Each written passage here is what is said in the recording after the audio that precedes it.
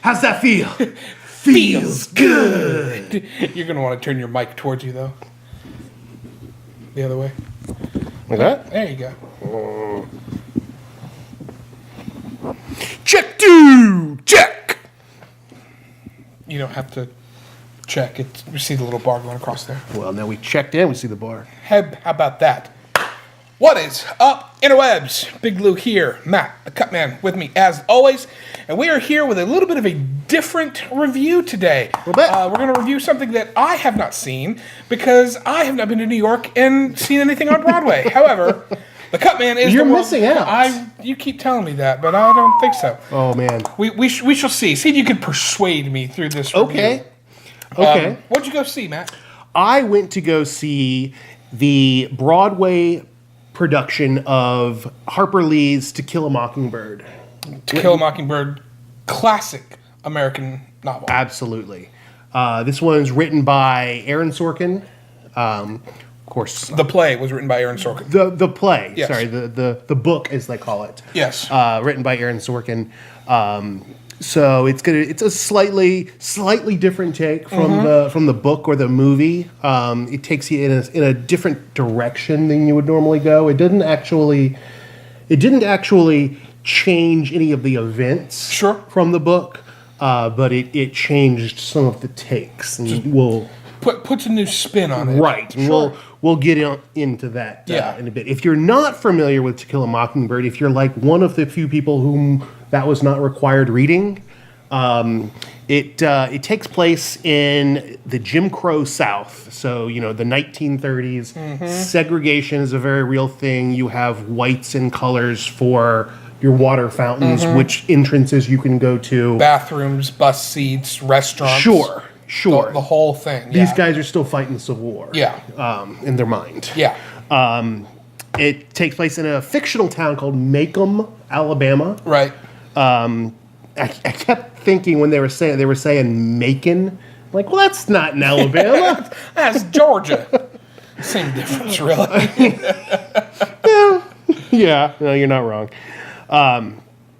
So I mean, that's the setting for it, and it's basically a trial drama, which, I mean, Sorkin, that is right in his strike zone. If you're not familiar with any of the trial dramas that Sorkin has written, I bet you are. You just don't realize it. You are. Because you can't handle the truth of the fact that he wrote A Few Good Men. You goddamn right I did! We didn't even plan that!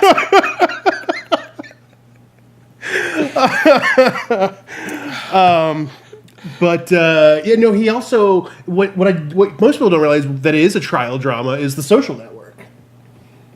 It's an affidavit drama, but yeah. But I mean, they're telling their stories. They're competing for each other, very similar to a trial would be.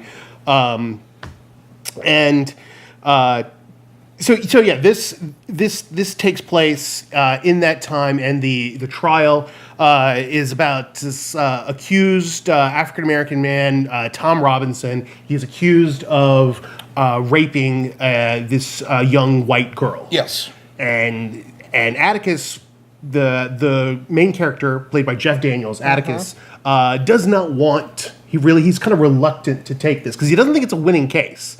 He thinks it's a black man in the South on trial for raping a white girl. Yeah.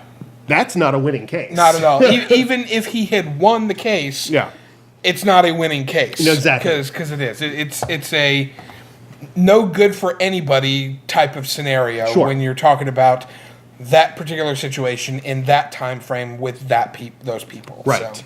Right. And so the play actually starts out with the three kids as adults. Okay. And before you get into that, the book is told through the eyes of Atticus Finch, who is the main character. In the movie was played by Gregory Peck, and in the play that you saw was played by Jeff Daniels. Exactly. He's the main lawyer, but the main character is his daughter. Scout. Yes. And the story is told through her perspective, basically. Exactly. So, in this version, it's really told through the three kids. Okay. It's told via a storytelling apparatus that Sorkin loves, which is the flashback. Sure. He's very good at it. Yeah. And I had never seen this done to this extent in a play before. Because normally when you have a flashback, you have to cut the scene and then go to a back in time. Yeah. And this was done very interestingly. It was the three kids, Scout and her brother Jim, and their friend Dill. And it's really the three of them. They're after his Jim to lay into that pole. Sorry. It's fine. So it's the three of them, and in the movie, those are kid actors. Yeah. In this, they were adult actors. Playing the kids even in the flashback. Correct. That's cool. Yeah. And the way that they did that, I had to look it up. The woman that plays Scout is like 41 years old. Yeah. I would have guessed, okay, maybe she's in like her 20s or whatever, but they dressed her in kind of big overalls. Yeah. So she looks smaller. Yeah. And the kids are all diminutive in size. Yeah. Or the actors that play the kids are diminutive in size. Yeah. And so it's interesting because they narrate to the audience. They tell you what's going on, and then there's this scene that's happening in the background, and then all of a sudden they are acting in the scene that they are setting up, that they are narrating, and then they'll step out of the scene and tell you about it. Yeah. And sometimes they'll step out of the scene and just walk across stage and be like looking over at the prosecution's table to see what they're thinking, and you would think that would take you out of the story, but it doesn't. The other play that I have seen that does that really, really well is the musical Jersey Boys. Jersey Boys is told from the perspective of the four primary members of the Four Seasons, and they each tell a different part of the narrative. And like that, they'll be sitting there talking to whoever they're talking to in the show or in the scene, and then everything will freeze, or they'll keep going on, and then they'll put dim the lights and put a spot on him, and he'll talk to the audience and put perspective of what's going on. Right. One of the things that really struck me about this was that it was funny. Yeah. Well, it's Sorkin. Did you expect it not to be? No, of course not. But we're talking about fairly heavy topics here. But the guy that played Dill, I keep calling him kid because he sold being a kid so well, he's kind of goofy and loopy and absent most of the time. When you keep saying kid, if my memory serves, the Scout was supposed to be like 8 or 9. Yeah, about 8. Yeah, something like that. So when we say kid, we don't mean, oh, hey, kid, how you doing? Right, no. They were kids. And exactly. So, but Dill was just so aloof, and they're all the whole time that they're talking back and forth. They're reminiscing about how this guy could possibly fall on his own knife and kill himself. Yeah. And it's the banter that they go back and forth with is a classic Sorkin. Yeah. And it immediately puts the audience at ease, and it's absolutely brilliant. You have to put the audience at ease when you're talking about that serious of a subject matter. Yes, you do, and you have to break it up because the way that they employed the theater was brilliant because they have Bartlett Shearer, by the way, is the guy that directed this play. Okay. He's a fairly big name director on Broadway. Okay. And the direction that they took, when you're watching a movie or a film in the theater or at home, no matter what, there's a screen separating you from whatever's happening on there. No matter how great or horrific or whatever, there's a screen, there's a barrier. Yeah. With this, it was immersive. Yeah. Not only is this taking place in the same room that you're sitting in, but there's a point at which Klansmen are walking up the aisle 30 feet from you, and they're wanting to try to lynch the main character, the Tom Robinson, who's on trial, and they're it's not going their way, so they're going to go lynch him right in the jail cell. And you've got a guy with a noose in the Klan hood, and it's man, is it sobering? Yeah, real fast. Did they actually? For you, that's saying something. Did they actually have fire on the torches and stuff? No, they didn't have a torch. Okay. But it was they were in the hoods, and Yeah. they had the chains Yeah. and a rope with the noose, and it was It was just Historically accurate? Yeah. It was really quite a sight. And the other thing that really, it didn't take me out, and it's not that I disliked it, but they were historically accurate with the language. Oh yeah, I'm sure. In which they would have to be. It would have been disingenuous of them to not be. Yeah. And it's just when you hear people use that word. Yeah. In front of you, it really just strikes your ear in a horrible fashion. At least it should. It reminds me of Django Unchained and Jimmy Fox. No. The white guy that's DiCaprio? DiCaprio, yeah. DiCaprio telling director Quentin Tarantino. DiCaprio, man, I'm just striking out with the names today. I don't know what to do. DiCaprio telling Quentin Tarantino, look, I really have a problem talking like this. And Sam Jackson coming up to him and being, motherfucker, that's just how we talk. Get over it. It's basically Sam Jackson giving permission to fully embrace the fact that he was speaking that way for a character. Sure. They were definitely, and it's funny because I had that thought. I'm sitting at intermission, and I went into it. You'll appreciate this. I went into it completely sober. Yeah. Because I wanted to be able to absorb everything. Yeah. At intermission, I needed a drink. Yeah. Dude, I need a drink just listening to you tell me about it. So I went in and I had a drink and to just kind of chill my nerves a bit because it was so dramatic and it was so intense. And I was thinking to myself, how hard it must be for the actors to have to live inside that person, this person that has such hate. Yeah. And I don't know how they can do that for 8 shows a week. After the 16th or 17th show, you just get numb to it, and it's just. I guess it's still going through the thing. I mean, it's still powerful and moving and whatnot, but it is. I mean, once it's like. You say it once, it's like, oh my God. You say it 100 times in 2 weeks, and it's like, okay, it's my job. Yeah. So, but I can understand. Well, it's funny because by the way, here's the playbill for it. Looks very cool. And by this point, there'll be a full page screen. Well, this one actually is signed by. I got the guy that played Tom Robinson to sign it up here at the top. Cool. He's an African actor. His name's. Let me see if I can get this right. Binga Akinabe. Binga Akinabe. There you go. He was nice enough to sign it for me after. Yeah, I saw the picture that you took of Jeff Daniels coming out of the theater. I just missed him. Oh, okay.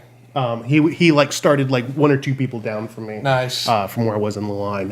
But he was very gracious to give his time and sign and interact with the guests. But I thought you would appreciate this because when I went downstairs to go to the bar to get a drink, I ordered a rum or a Crown and Coke, and he goes, okay, well there's no ice. And I said, oh, okay, that's fine. I said, is there always no ice, or is something broken? He's like, no, the producers of the play wanted no ice because it might, disturb the audience with the ice rustling around in your cup or whatever. I'm like, that is definitely a Sorkin thing. Yeah. Because in the playbill, there's this little insert, and it says, the play will be performed with an intermission. To Kill a Mockingbird runs 2 hours, 35 minutes. If you leave your seat for any reason during the performance, you will not be permitted to return. Yep. And I'm like, that is a Sorkin thing. It's going to be long, so hunker down. Yeah. Go to the bathroom now. Well, and also, I think that's also pretty common, too, in Broadway plays that aren't musicals, because it's easy for you to sneak in during a musical number. During a straight play like that, it's a lot harder. So, well, I went last year and I saw the. It was a one-man show, John Lithgow's show. Oh, that's right. Yeah. Yeah, and I mean there wasn't anything like this, but it was much shorter. Yeah. And a lot less intense. Yeah. Yeah. Have you ever had sex while camping? It's fucking intense. So I hear. Good one. Good one. No, it wasn't. So talk to me about Jeff Daniels being Atticus Finch. Is that So this was a slightly different take on the Atticus that you know in the story of the book or either the movie. In the book and in the movie, Atticus Finch is this white knight, right? He's this guy that has all of the answers. He's there to stand up for everyone. Superman. Exactly. Yeah. Exactly. He's there just Yeah. you know. But with where Jeff Daniels and Aaron Sorkin took this character, he questioned if he was doing the right thing, and he was challenged at every turn by his kids, by the woman, his housekeeper. She's an African American housekeeper, and she challenged him. They had a great back and forth. The whole play, it was building because like she was mad about something, he didn't know why, and he's tried to press her, and she's like, forget it. They finally had it out as to what was going on, and so Sorkin wrote it so that he wasn't sure. I mean, his famous line was, you've got to crawl around in somebody's skin for a while to get to know them, and that's fine but at some point, the guy, the father of the alleged victim, his name's Bob Ewell. He's an absolute racist. Yeah, he's a Klansman. Yeah. How do you get inside his skin and crawl around and be okay? Yeah, you don't. At the beginning of it, Atticus is thinking that he's able to justify these acts of evil and racism and just the worst of humanity, but he questions it because the big question is is being tolerant of intolerance, is that a virtue? Yeah. And that's there's not an answer for it. That's the question for it. It's given today's current political climate, exactly, that message is incredibly well timed, especially coming from Sorkin. That's not a coincidence. Yeah, no, of course not. He was writing this play when the events at Charlottesville happened. Yeah. And a prominent figure in American society said, well, there's good people on both sides. And that really kind of sunk in with Sorkin. Is it okay to be tolerant of this intolerance? Atticus came from a place of wanting to see the good in people. Yeah.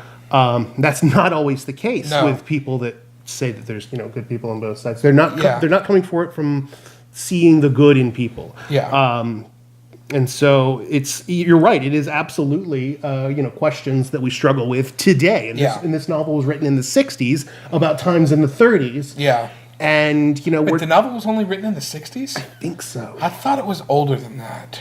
I'll double check. Yeah. But, I don't know why I thought it was older than that. I mean, I know when it takes place, but right. So, we are running right at about 19 minutes here. So, are there any other pressing things that you wanted to talk about? I know we had mentioned that the 60 Minutes on CBS did a really good kind of behind the scenes on the play and talked with Sorkin and talked with Daniels and stuff like that. Yeah. And we'll put the link to that down in the description below.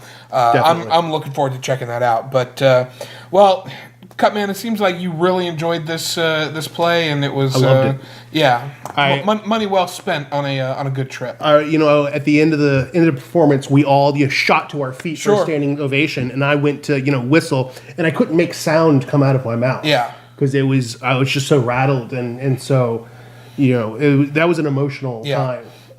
You'll appreciate this. So one of the closing lines of the play was a Sorkin favorite. It was, he said, "I don't know what pleases you, but I think that the fact that I'm trying to please you pleases you." Yeah. And they did a little diatribe on how that, the fact that you're trying, the fact that you're trying to be good and do good is good. Yeah. And that was Scout's closing monologue. Nice, very cool. And definitely keep an eye for this woman that played her, because she was amazing. I'm hoping that this gets enough notoriety that they do a live televised version of it. You know how CBS or NBC does their live theater stuff. I hope that this gets that treatment, because I would very much like to see it. I know I'm not going to be making it to New York anytime soon.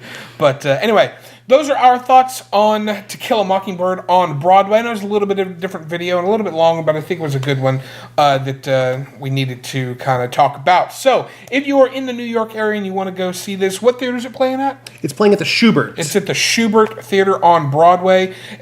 Which is the Schubert is a classic. I mean, the Schubert is literally a New York landmark. Yeah. It's over 100 years old. I think it's 105 years old this year. Chicago was one of the big plays that were there. Yep. If you've seen, what's the Mel Brooks, Springtime for Hitler? Oh, The Producers. The Producers. Yeah. If you've seen the movie The Producers, the fictional play takes place at the Schuberts. Oh, okay. Oh, yeah, you're right. Okay. Yeah.